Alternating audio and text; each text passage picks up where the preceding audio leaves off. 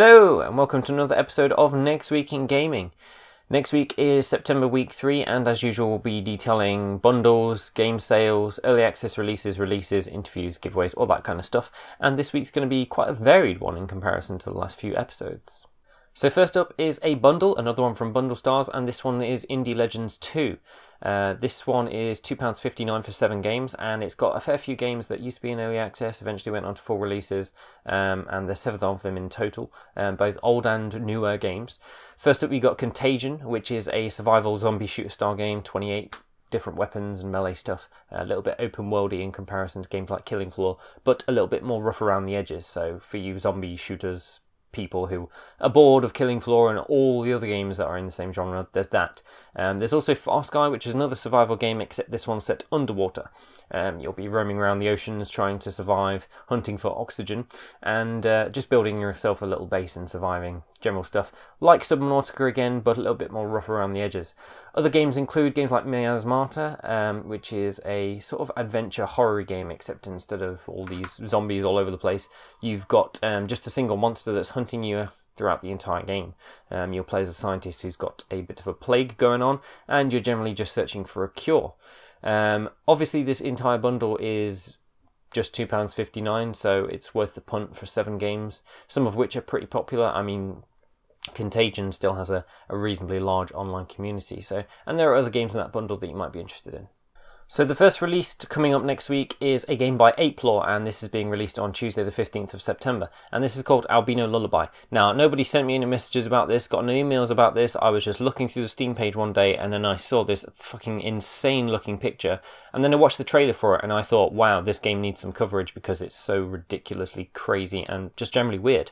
So this is a sort of horror semi-exploration game at heart, except instead of your typical horror games like Slenderman and Amnesia and all that stuff, instead of jump scares and, you know, just cheesy crap and gore, and there is no gore in this game and there are no jump scares. Instead, it develops the story as you go along, playing in the background, nattering and everything like that. As you go through the levels, the entire levels just fall apart around you as you progress through them, and as you progress through the levels, the story progresses with you as well. So it's more of a psychological mindfuck game.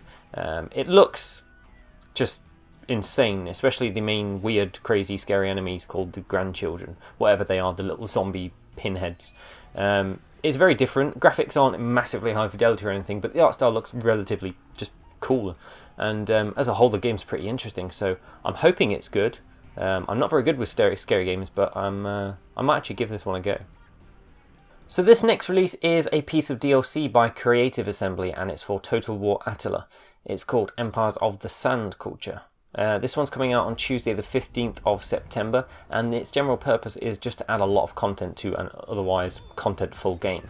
It's going to add a lot of stuff mechanic wise to the campaign. It's going to add 3 new factions, a bunch of unique units for each of those factions, and allow you to intertwine 2 religions, which historically hasn't worked out so well. So it might cost a small amount, but generally it's just a lot of content. I could go on for a very long time with the amount of things it's going to add as it goes into a lot of fine detail, but I strongly recommend you take a look at the Steam page if you want any more information on that.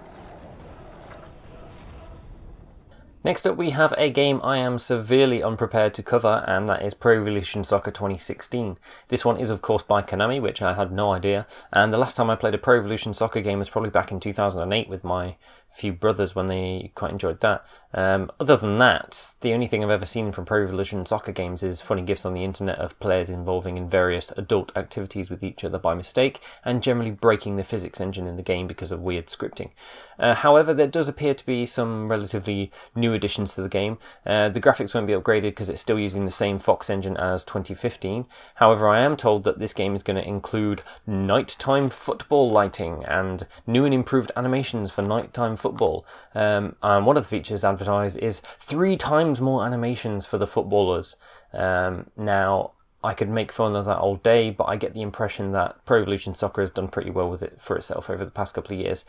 And it's quite difficult to, reinvent and make the wheel better than it already is. And I get the impression that it's already relatively good. It's just that, they could do with sorting a few bugs out. So for those of you looking forward to it, it sounds like it's got a fair amount of additional content, and the pre-order bonuses are relatively good.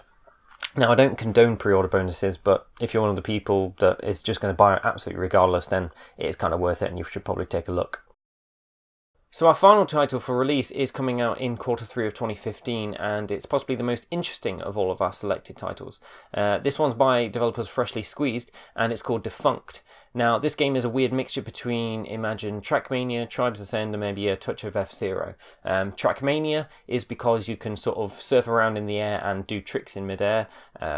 Tribes Ascend because it's got the same skiing momentum mechanic, and F-Zero just because you'll generally be trying to weave in and out of different items and either collecting them or dodging them. The general storyline is that you're a racing robot that's been broken and accidentally dropped off a ship, and your goal is to basically use your momentum, using the massive hills in the environment and all rocks and ramps and stuff, to try and get back to the ship for a refuel. Aside from that, it looks like you're collecting some weird circular orby things. Not much detail was given about that, so either that's a side mission sort of thing and 100% completionists might want to follow that, or it's part of the progression in the game. Other than that, the graphics don't look massively amazing, however the environments are huge. It's almost open world. In fact, it looks relatively open world, except I get the impression it's going to be relatively linear in sort of small walled off areas, and obviously you probably just got to complete a general objective and I guess not come to a complete standstill. So I am praying this game is interesting, because if it is, I'm gonna get it. So our review title for next week is Mad Max by Avalanche Studios, being published by Warner Bros, and that would be published on Thursday the 17th of September. This game kind of lost its value very quickly. You can already get the game heavily discounted. Obviously I'm a little bit late with the review, but we just got a key last minute, and with Metal Gear Solid coming out, everything went crazy. And so this game sort of, I don't know how a game loses value that quickly. Obviously, we'll give it a relatively fair review. I went and saw Mad Max in the cinema, and it was an unapologetic, it had a storyline, but it didn't really care, it just had a guy strapped to some speakers with a guitar that shot out fire. It was a good film, just action, generic stuff, and I'm hoping the game should be similar. Obviously, hopefully we're not looking for any more Far Cry 3 map cleanup detail, go here and farm these infinitely. But, at least the game could be good, it could surprise us at the very least, so check with us on Thursday for that. So that's it for us at NextPowerUp. Join us next week on Thursday for our weekly review, and of course next week on Saturday for our next Week in Gaming episode. Obviously, leave your comments in the section below for what you guys have been playing. A lot of people have been fultoning the crap out of everything that moves and everything that doesn't in Metal Gear Solid. But, we've been talking about Metal Gear Solid for a while now, so feel free to let us know if you've been playing something else, especially as the Humble Bundle sale has been going on for so long and you've been able to create your own bundles.